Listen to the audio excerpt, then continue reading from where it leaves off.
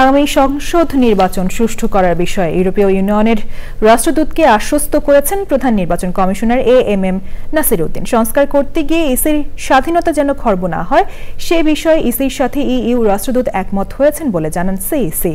আন্তর্জাতিক মানের নির্বাচন করতে সহায়তার প্রতিশ্রুতি দিয়েছে ইইউ রাষ্ট্রদূত। নাজিব বেগের রিপোর্ট।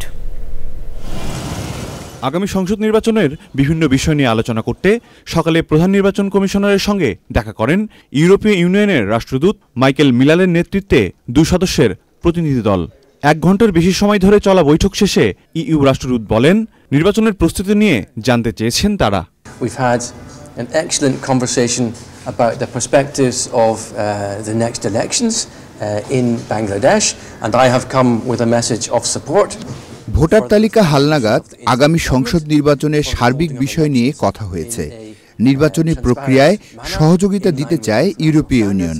কী ধরনের সহায়তা দেয়া যায় সেটি পরবর্তীতে প্রতিনিধি পাঠিয়ে পর্যালোচনা করা হবে। নির্বাচনের প্রস্তুতি নিয়ে ইউরোপীয় ইউনিয়নের কাছে কমিশনের অবস্থান তুলে ধরেন সিইসি। সংস্কারের সময়কে ইইউ রাষ্ট্রদূত কম মনে করেন বলে জানান তিনি। আমরা বলেছি যে আমাদের যে কমিটমেন্ট যে for a free fair credible election সেটা অ্যাচিভ করার জন্য, ডেলিভার করার জন্য আমরা সার্বিক প্রস্তুতি নিয়ে আগাচ্ছি, এই কথাটা ওনাদেরকে জানিয়েছি।